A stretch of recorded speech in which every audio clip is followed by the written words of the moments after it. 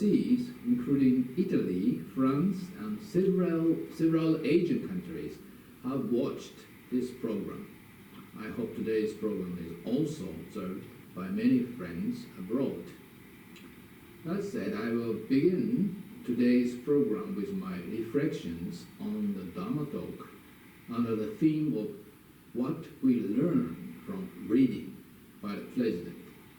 Our President, known for his love of reading, has always expanded his knowledge through books. I can't remember exactly when he began, but whether during memorial services in the Great Sacred Hall or in his morning speeches to staff, he consistently shares insights from his reading by quoting the timeless words of wisdom from great sages and saints throughout history and highlighting the truth within those writings. He has developed a distinctive style of teaching. It's easy to imagine his second-floor office in the Horinkaku and his home study room filled with countless books, old and new, from east and west.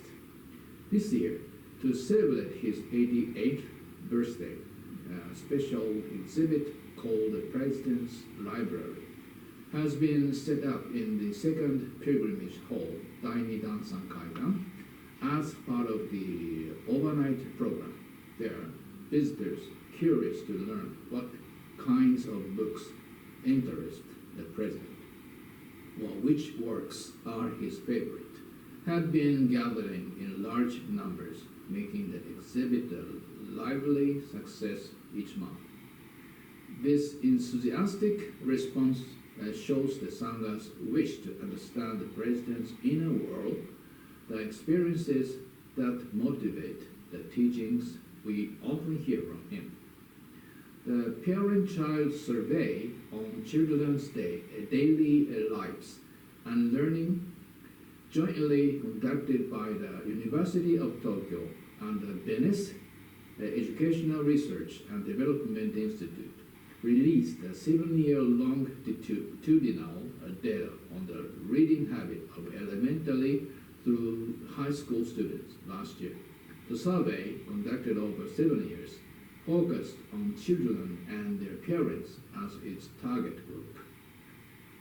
The average weekday reading time results show that from first grade in elementary school through third year of high school, about half of the students, 49%, reported not reading on weekdays.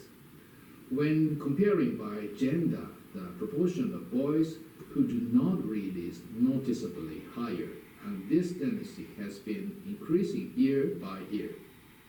From the perspective of the effect of forming reading habit at an early age, the survey also shows that children who are read to at least 4 days a week before starting elementary school tend to spend about twice or as much as reading later compared to those who are read to less than once a week. In other words, children who build reading habit early are more likely to continue reading for long periods throughout their lives. Interestingly, children who fall into the heavy reading group, reading more than 1 hour a day, tend to rate themselves higher in areas such as comprehension, thinking, and expressive ability compared to children who read for a shorter period. Furthermore, when compared to children who do not read at all, they show a great interest in current news, display higher level of self-confidence, and have clearer goals for the future. The survey also examined why young people do not read. The most frequently cited reason at 43.6% was that time is taken by information devices such as mobile phones, smartphones, tablets, computers, and video games. The second most common reason was being too busy with work or study. to find time for reading, 38.9%, followed by health-related reasons such as poor eyesight, 31%. Finally, 19.8% of respondents said that television is more appealing. Furthermore, modern society appears to prioritize simplicity and easy understanding, according to an analysis mentioned on the news program yesterday. One reason young people avoid reading is that answers obtained through social networking services are more concise and easier to understand than information gained from books. Even more striking, the same analysis revealed that some young people view background or contextual information that comes with reading as just noise.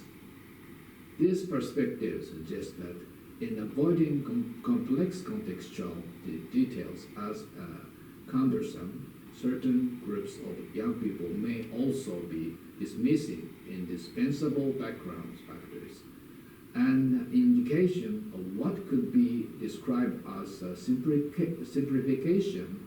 At this point, I was reminded of 3 principles of thinking our founder and president taught us. To restate them: 1, do not caught up in what lies immediately before you, but observe with as long a perspective as possible. 2, do not confine to a single aspect, but consider matters from multiple angles, ideally from a holistic view. 3, do not distracted by trivial details, but focus on as much as possible on the fundamental essence. These 3 principles create a fundamental path from right view to right effort, as outlined in the Noble Eightfold Path of Buddhism. Reflection on this again, I felt a renewed desire to approach reading with the right mindset, so that the information and knowledge we gain from books can be turned into wisdom that benefit ourselves and others. Looking back at the background of the founding of Bishop Kosei-kai, one might ask why the founder was previously a member of a Arai branch of Reiwa-kai, left that organization and felt the need to establish a new one on his own. The founder's autobiography, My Spiritual Journey, 70 Years in Search of the Way by Nikkyo Nibbana, details these circumstances. The main reason was differing views on the teaching of the Lotus Sutra, questioning the guidance system that focused solely on practice. The founder aimed instead of promote a balanced approach of both practice and study, thus founding Bishop Kosei-kai as a community dedicated to know the way and walk the way. As is well known, the organizer's name reflects this vision. Visho means to establish the true Dharma, the teaching of the Lotus Sutra. In this world, the term Kosei has 2 meanings. The character Ko signifies both spiritual fellowship and harmonious interaction among members. That is, different bodies, one in mind. While the character Sei represents the comprehension of personality, specifically the ideal of attaining Buddhahood. As Dharma spreads, we must never forget the founder's original aspirations at the beginning of the movement and keep it clearly in mind as we consider the present and the future of our dissemination efforts. The importance of this directional perspective of practice and study can also be learned from the founder's interpretation of the Lotus Sutra, specifically in the commentary of the chapter on faith and understanding, Shingehon, as presented in Shinkaishaku Hokke Sanbukyo, a new interpretation of the threefold Lotus Sutra. As the title suggests, this chapter discusses faith and understanding. Faith refers to the functioning of the emotions, while the understanding pertains to the activity of reasons and wisdom. Although faith is not merely a matter of logic and must be embraced, it is dangerous to believe without comprehension. Such blind faith can easily collapse under certain circumstances. In this sense, it is not true faith, but short-sighted, stubborn faith. True faith, therefore, is based upon understanding of the truth and the principle of reality, and really relies on the comprehension as a foundation for belief. According to the 2nd century Indian monk, Nagarjuna, the great ocean of the Buddha Dharma takes faith as a vessel for entering wisdom, as means to cross. Commentary. In entering the path of the Buddha, the faith of primary importance. Yet, furthermore, the Nirvana Sutra contains a well-known passage where the Buddha says, if there is faith without understanding, it increases ignorance. If there is understanding without faith, it increases false view.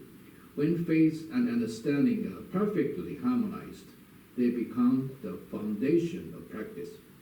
This passage explains that intellectual comprehension and a deeper understanding can grow into faith, which then matures into action and energy that positively affect oneself and others. In other words, it describes how knowledge and belief are, as we reflect once again on the aspiration entrusted by the founder in establishing this organization, and on the present dedication to daily reading as a means of deepening his learning. I wish to place that from today onward I will redouble my efforts and diligence in disseminating the Lotus Sutra. Okay, well, that's everything for today's program. I hope you enjoy it. I appreciate your question through all available channels. Thank you very much again for your attention. Thank you very much.